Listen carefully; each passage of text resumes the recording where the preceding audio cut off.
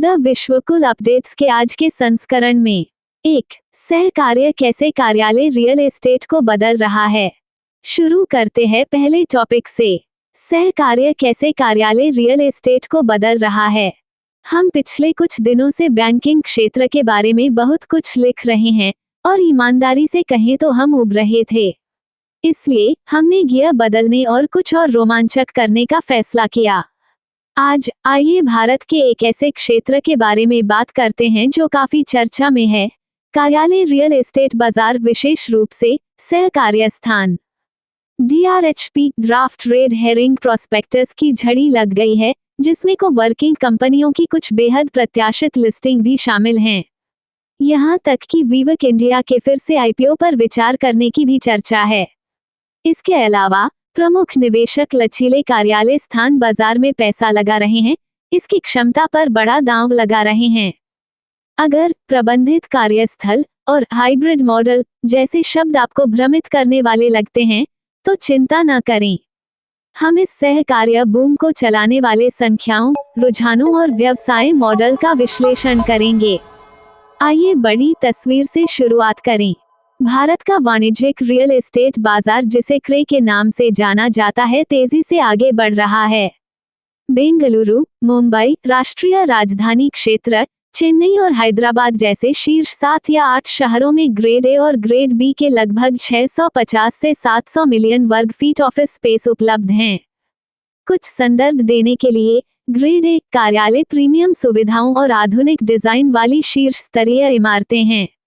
Grade B कार्यालय हालांकि सभ्य हैं, लेकिन आमतौर पर थोड़े कम गुणवत्ता वाले निर्माण, कम सुविधाएं या कम वांछनीय स्थान प्रदान करते हैं।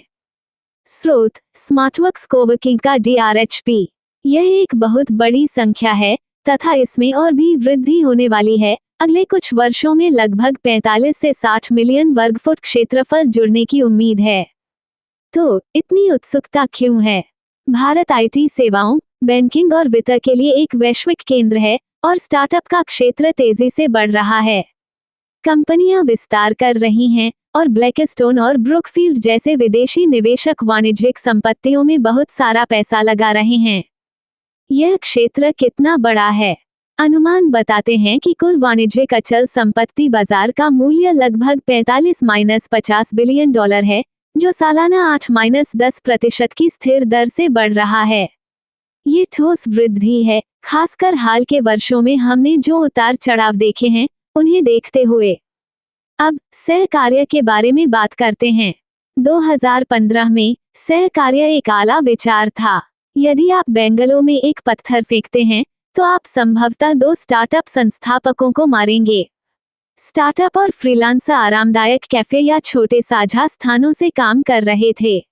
आज की बात करें तो सहकार्य करने वाली कंपनियां हर साल 6-7 मिलियन वर्ग फीट से अधिक कार्यालय स्थान ले रही हैं। 2024 की पहली छमाही तक कुल सहकार्य पदचिह्न लगभग 80 मिलियन वर्ग फीट तक बढ़ गया है। स्रोत स्मार्टवर्क्स कोवर्किंग का DRHP। यहाँ एक मजेदार तथ्य है जिसे आप अपनी अगली डिनर पार्टी में साझा कर सकते हैं। भारत में कुल ऑफिस लीजिंग में को वर्किंग का हिस्सा केवल 2-5% हुआ करता था। अब कुछ तिमाहियों में ये बढ़कर 12-15% हो गया है। ये कुछ ही वर्षों में बहुत बड़ी उछाल है। वेवर्क, ऑफिस, काउक्स और 91 स्प्रिंगबोर्ड जैसे बड़े नाम तेजी से बढ़ रहे हैं, अक्सर एक साथ कई शहरों में कई केंद्र खोल रहे हैं।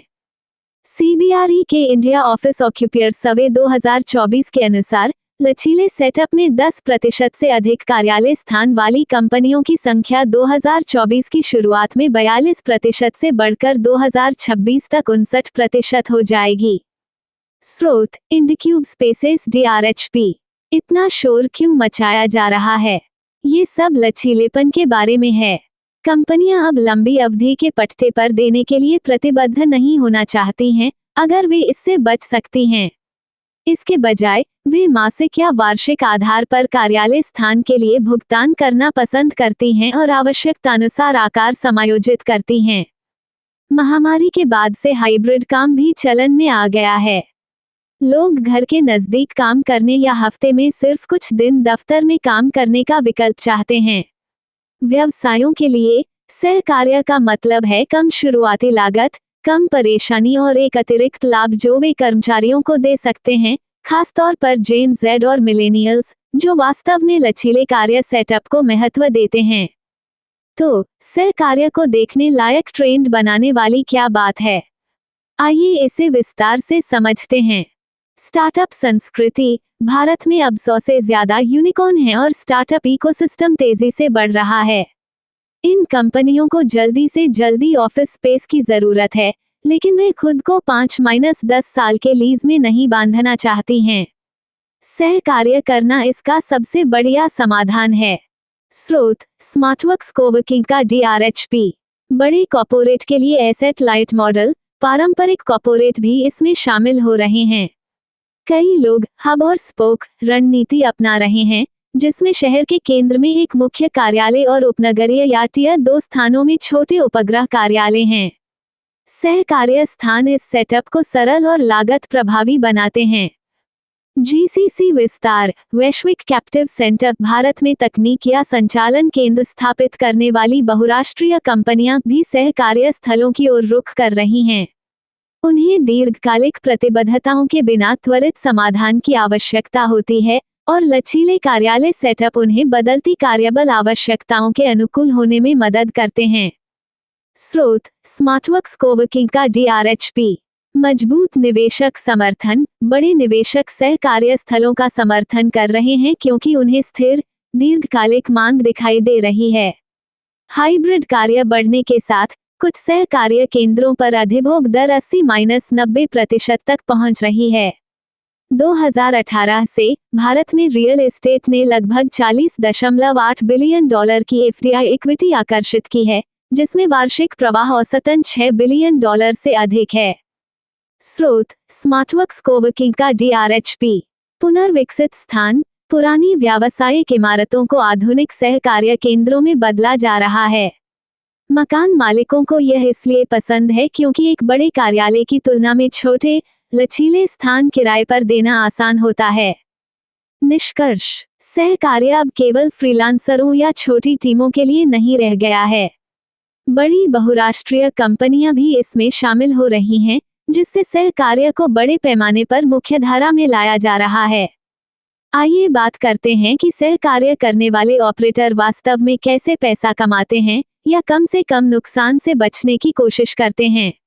ऐसा करने के कुछ अलग अलग तरीके हैं। सीधे पट्टा मॉडल। ऑपरेटर एक संपत्ति के लिए दीर्घकालिक पट्टे पर हस्ताक्षर करता है और उसे फर्नीचर, बुनियादी ढांचे और सहकार्य स्थान चलाने के लिए आवश्यक सभी चीजों से सुसज्जित करता है।